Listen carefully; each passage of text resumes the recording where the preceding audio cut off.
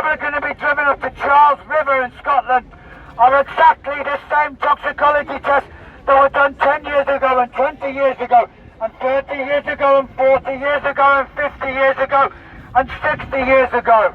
Why? Why? Why when we've won all the arguments? Why when we've won all the science?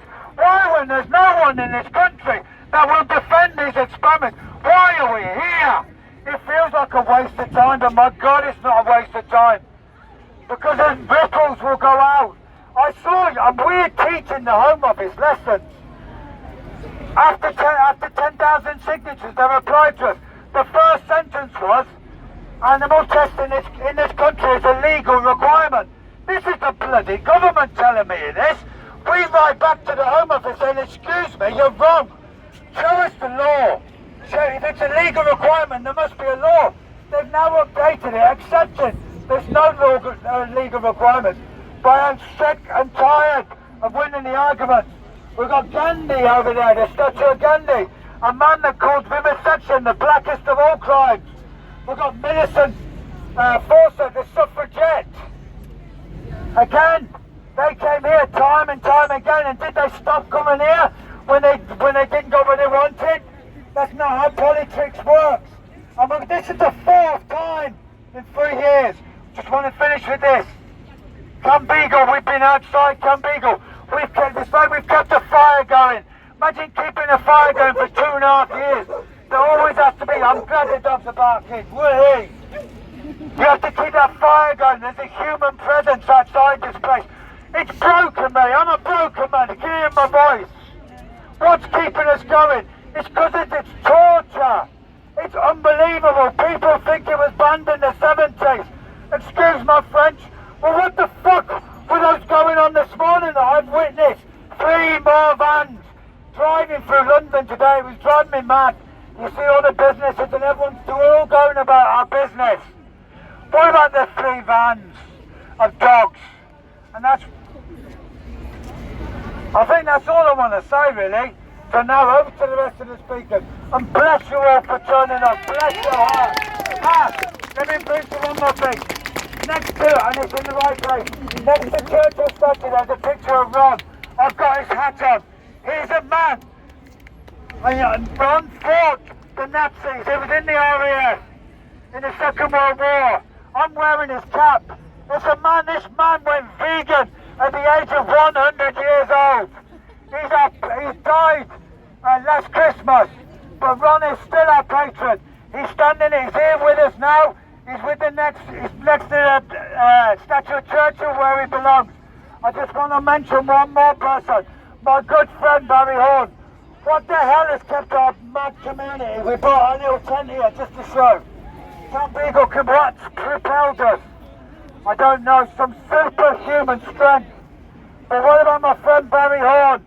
I stood here with Barry Horn. Barry Horn died on a hunger strike in prison. When Tony Blair was about to be elected, you know they say things come in cycles. We were all sick and tired of a decade of, in that case, Tory deceit in life. Tony Blair was going to be the new boy in town. He put through a letter in everyone's letterbox in this country. New Labour, new life. They promised to have a royal commission, an investigation into vivisection. There hasn't been one for over a year, over 100 years. Tony Blair promised. When they got in, believe it or not, a politician reneged on their promises. Barry went on 3 hunger strikes. He died on the hunger strike, the last one 68 days. And I'm here now remembering Barry.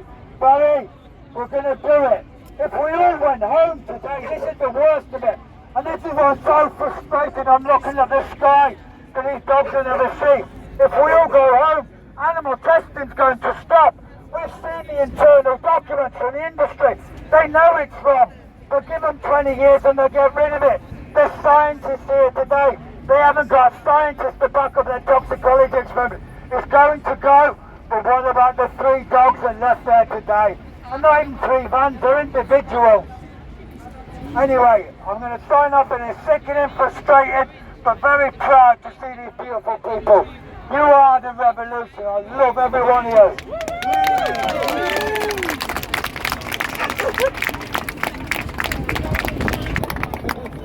you hear me? Yeah. Can't hear me.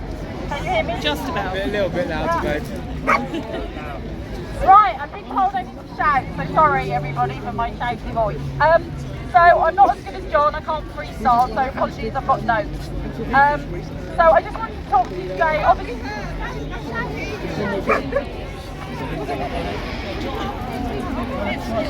Right, John's just told me to shout.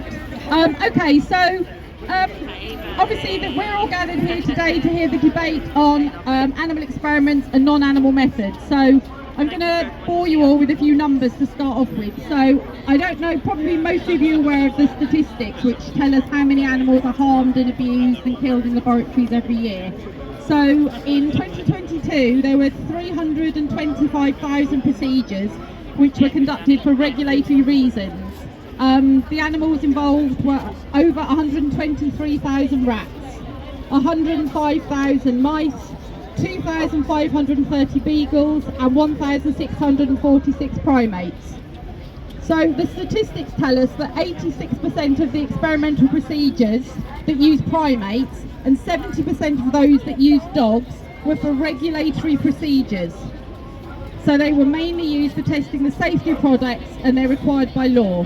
So all the people who support and promote animal experiments say that we need to use animals because they're a whole body system and that's the best thing to do. They might be a whole body system, but they're the wrong body and the wrong system.